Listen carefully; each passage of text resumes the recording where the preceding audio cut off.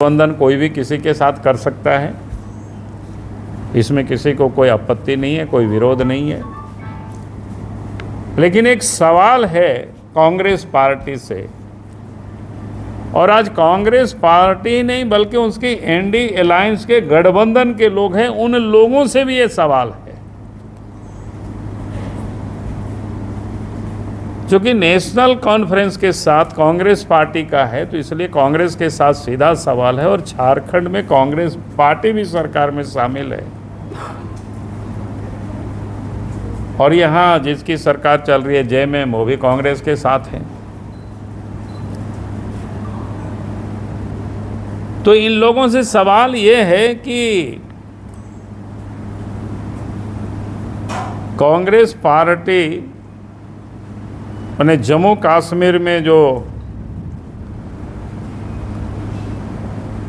National conference ने वादा किया है, उसके लिए अलग से झंडा होगा वहाँ पर। तो ये कांग्रेस पार्टी को बताना चाहिए, राहुल गांधी को बताना चाहिए, एनडीए अलायंस को बताना चाहिए कि भाई आप क्या उनके क्या कहते हैं नेशनल कॉन्फ्रेंस की घोषणा से आप सहमत हैं क्या? क्योंकि ये सारे देश की एकता और अखंडता को चोट पहुंचाने वाली है।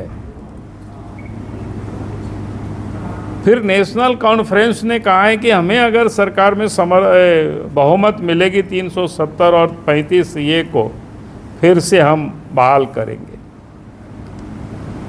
यानी फिर से जम्मू कश्मीर में आतंकवाद और उग्रवाद का नए दौर प्रारंभ होगी वहाँ पर, जो इस वक्त वहाँ जो शांति है। तो कांग्रेस पार्टी को ये बताना चाहिए, और यहाँ भी जो कांग्रेस के सहयोगी है उनको भी ये बताना चाहिए कि 370 की वापसी जम्मू कश्मीर में हो, 35 ये की वापसी फिर से हो जो नेशनल कॉन्फ्रेंस कह रही है। क्या उससे ये दल सहमत है? उसके ये पक्षधर हैं, ये उनको बताना चाहिए।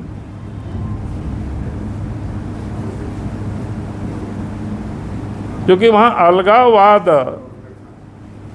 और जिस प्रकार से जम्मू कश्मीर लगातार पाकिस्तान भारत पर हमला कर रहे हैं, और उसके बाद भी उन्होंने कहा है जम्मू नेशनल कॉन्फ्रेंस ने कि पाकिस्तान से बात करनी चाहिए।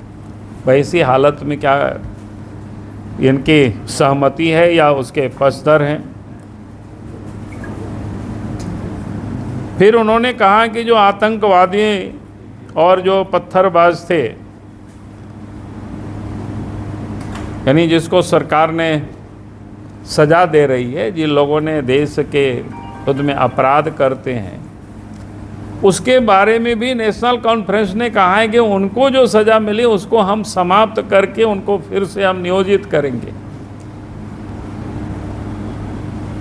तो कांग्रेस को यह स्पष्ट करनी चाहिए कि कांग्रेस क्या वैसे दल के साथ में है,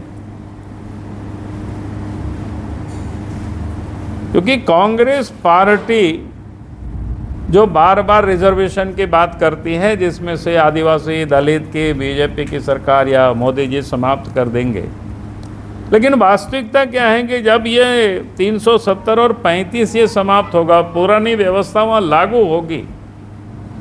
जो आज भारत सरकार ने उन राज्यों में उनके लिए जो रिजर्वेशन की व्यवस्था की है, इससे कांग्रेस पार्टी के चेहरा बिल्कुल बेनकाब होता है कि उनको क्या सोच है उनके रिजर्वेशन के प्रति।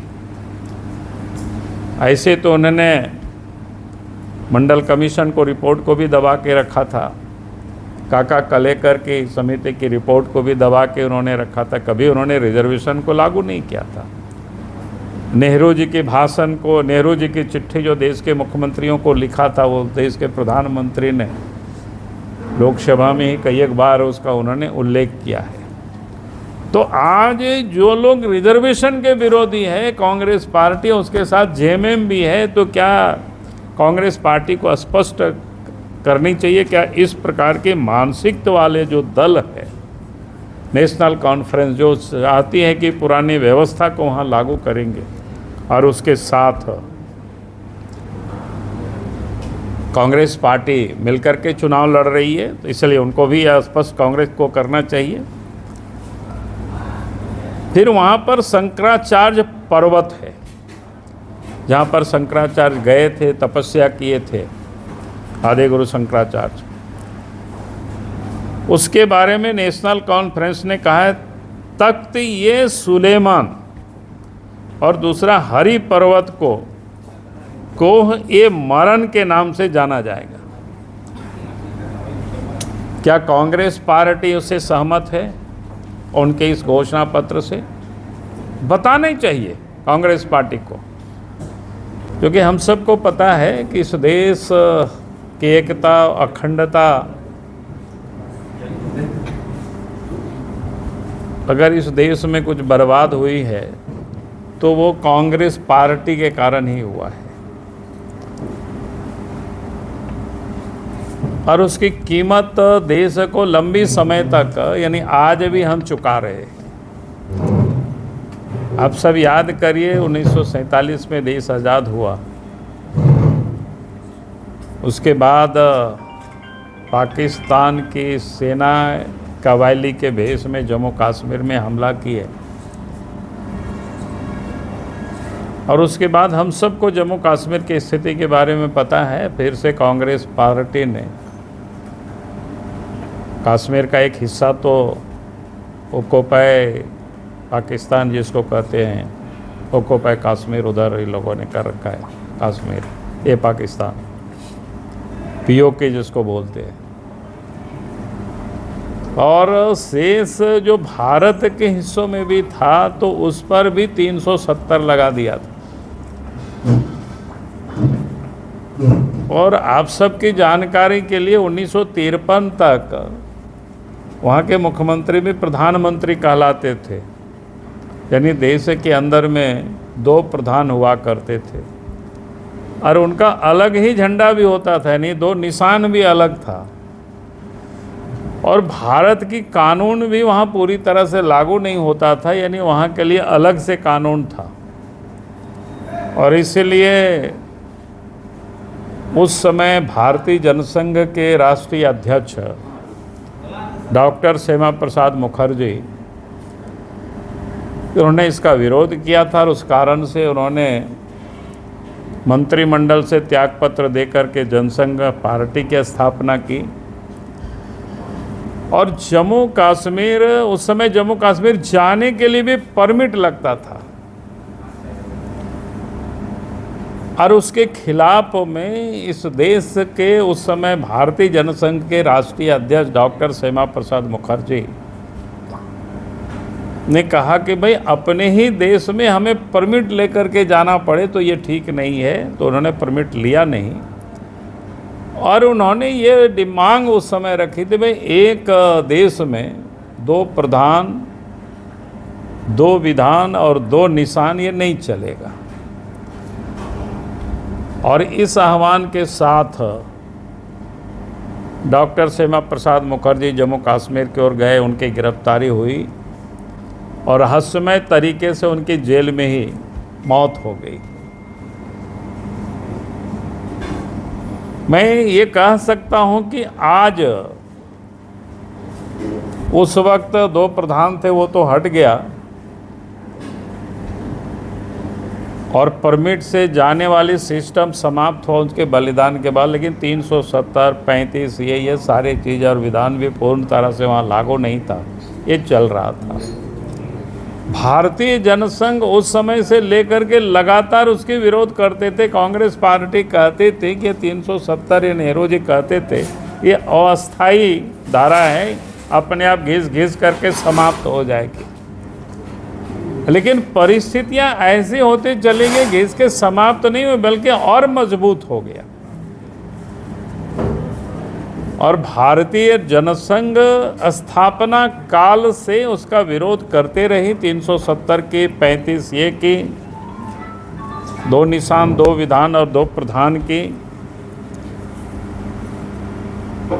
तो 2 प्रधान की व्यवस्था तो श्यामा प्रसाद मुखर्जी के बलिदान के बाद समाप्त हुआ। और बाकी वो चलते रहा अथावत। इसके बाद जम्मू कश्मीर की हालत क्या रही आप सबसे छुपा हुआ नहीं है, किस प्रकार से वहाँ पत्थर चलते थे, किस प्रकार से हमारे कश्मीरी पंडितों को वहाँ से भगाया गया। उन कहना क्या है भाई, अभी ठगी कर रहे हैं और क्या।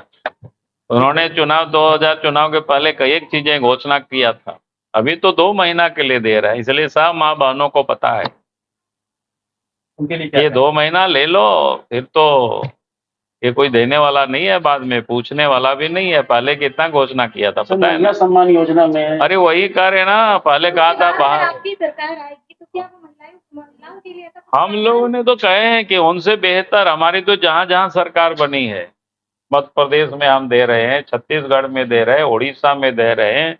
देश के प्रधानमंत्री ने घोषणा ही नहीं किया, बल्कि 80 करोड़ आबादी को देश के मुफ्त में अनाज भी दे रही है, किसानों के खाते में पैसे भी भेज रहे हैं। प्रधानमंत्री आवास भी इस साल भी बनते ही पहले कैबिनेट में 3 करोड़ मकान दी जाएगी। तो कहने का अर्थ है बीजेपी जो कहती है वो करती है, और वो लोग तो सिर्फ कहते हैं करते नहीं है। अभी चूंकि वोट आ गया, अरे यही काम करना था 1 साल पहले से क्यों नहीं किया। सर मैया सम्मान योजना में लोग 1000 रुपये महीना दे रहे हैं। अरे वही तो कह रहे हैं ना, क्या देखिए हम कह रहे हैं कि 1 महीना 1 साल पहले से कहें दिया भाई, अभी उन्होंने चुना है, इसका मतलब उनको पता है 2 महीना हमको देना है, चुनाव हो जाए वोट ले लें। लेकिन जनता भी समझ चुकी है।